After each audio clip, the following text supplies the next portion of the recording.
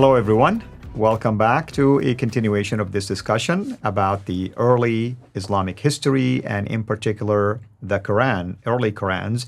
We titled today's episode, Why Basically 63 Fragments Do Not Comprise a Full Quran. 63 fragments are not a complete Quran. And anyone really with a logical way of processing things should know that, should know better not to take any fragments.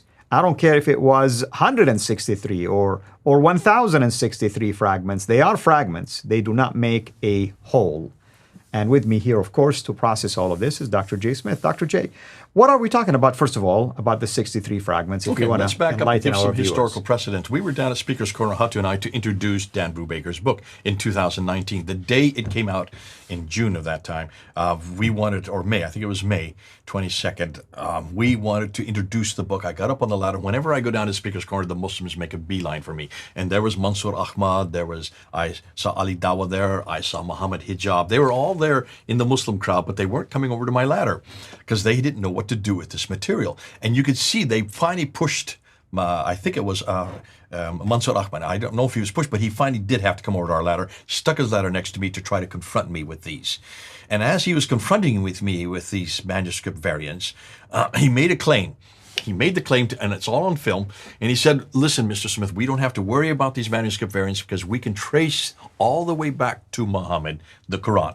Verse by verse, every verse we can trace right back to Muhammad. I said, I quickly stopped what I was saying, turned to him and said, you can? Can you tell me what manuscripts you're talking about? Can you tell me what Quran you're referring to? What Quran can be traced back to Muhammad? And he stopped and said, okay, Uthman. He didn't mean Muhammad, he meant Uthman, 652. I said, okay, fine. Can you show me where this manuscript is from the time of Uthman? Even one? And then he's paused. He said, well, okay.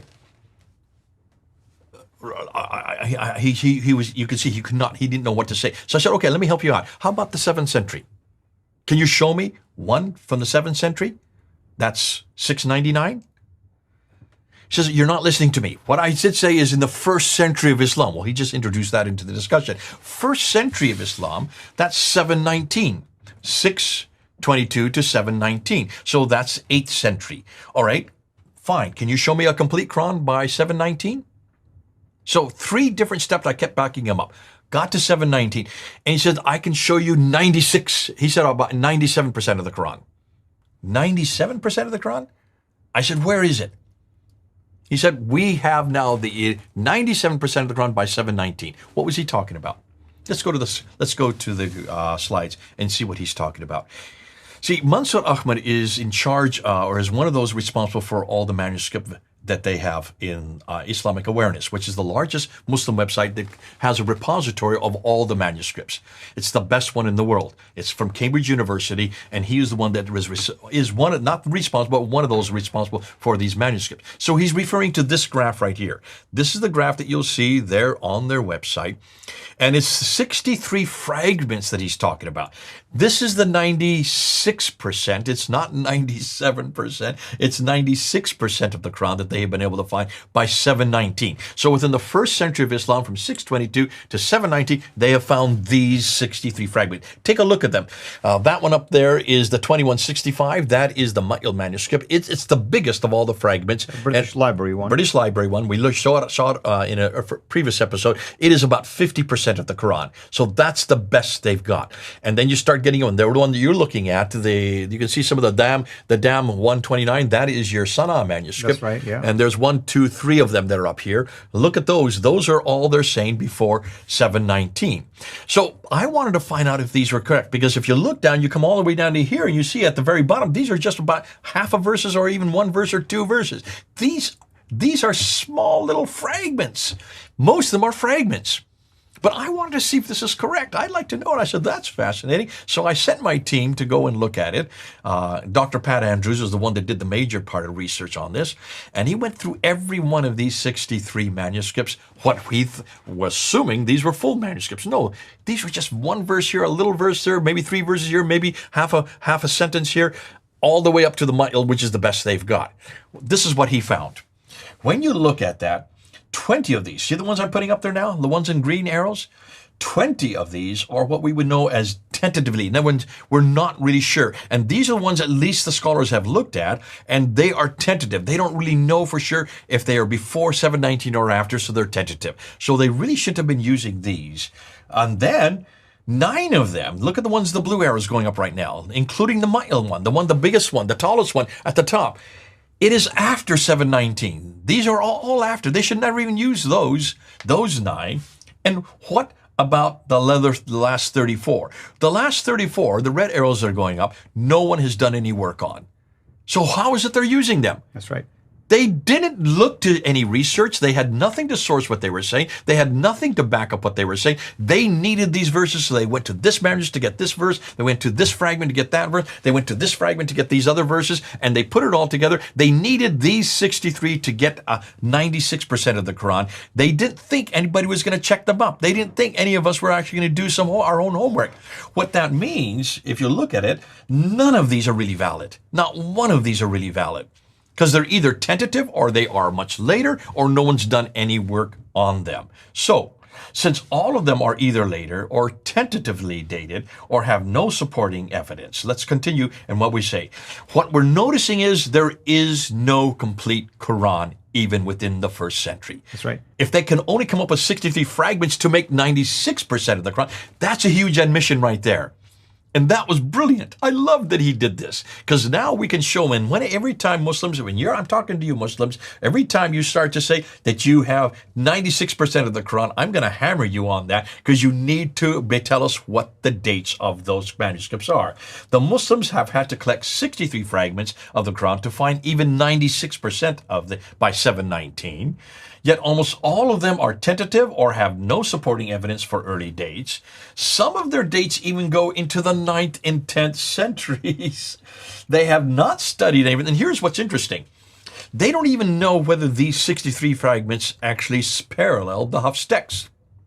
That's true. I mean, you still need to do more studies on that. Not only that, even the mile, and the mile comes after 719. It is later than the early 8th century, but the vast majority of these are all from the 8th century, the ones that we do know. So, how in the world can they make the claim, and what is missing from all this? I want to know where Uthman's Quran is. Remember why I said this at the very beginning? Right. Where is our Uthmanic text? Where are those 5 manuscripts that we looked at the very beginning? 63 fragments do not make a Quran. So how did they get the text they use today? Let's look at the next slide. The text that they use today is called the Hafs text. And that was chosen by this character, Muhammad ibn Ali al-Husayni al-Haddad, in 1924, there in Cairo, because they had a dilemma in the high school. The high schools were asking for standardized texts on the Quran, and student after student after student, whenever they asked for this verse or that verse to answer a question, they were giving different verses that didn't have the same meaning. And of course, that caused a dilemma. How can you have standardized tests if people have different answers? So they went to Muhammad al-Husayni to say, could you choose one of these 30 official texts that had been chosen by Ibn Mujahid in 936, had been chosen, 14 had been chosen by al-Shatibi in 1194, and another 6 were chosen by al-Jazari in 1429. That's 15th century, that's 800 years after Muhammad. Muhammad Ali Hussein chose the one that the Ottomans had chosen. So he chose the Hafs text. That was the only reason. He should have chosen one from Medina or Mecca. He forgot to do that. He chose one from Kufa that was written in 796. So that was written in 796 for the schools in Cairo that the dilemma had been eradicated. They now had a text they could use.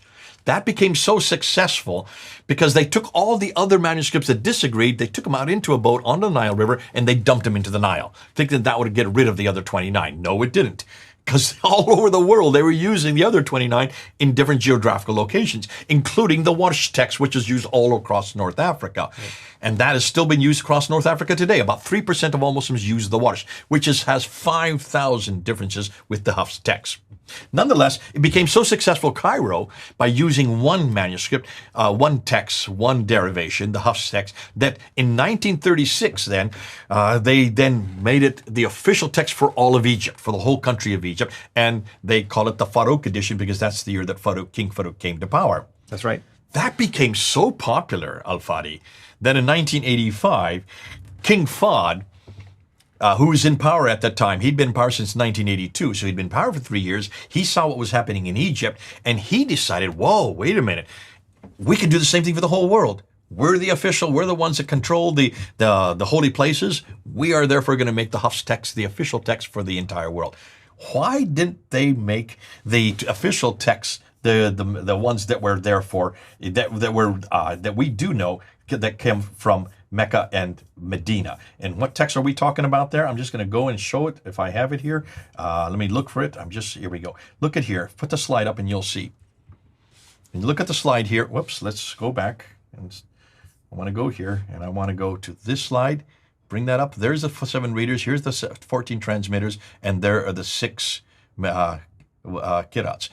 Notice they should have used Nafi or Ibn Kathir over on your side, the green ones are, because those are from Mecca and Medina. Why didn't they choose Nafi or Ibn Kathir?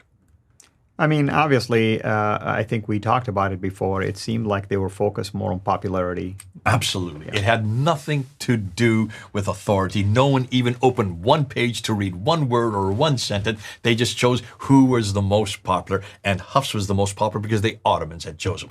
That's what it comes down to. The book we're using today was chosen in 1987, 37 years ago, which means both you and I are older than the Quran. Amen to that. Thank you, brother. Thank you, everyone. Till next time, have a blessed day. Thank you for watching this video. Be sure to like and subscribe to our channel, Sira International, and click on the bell so that you receive notifications whenever we publish a new video or go live. I would also like to appeal to you to consider becoming a Patreon patron by clicking the link right below. By doing so, you can give towards the production of these videos. There are also other options for you where you can give to our channel. I thank you from the bottom of my heart.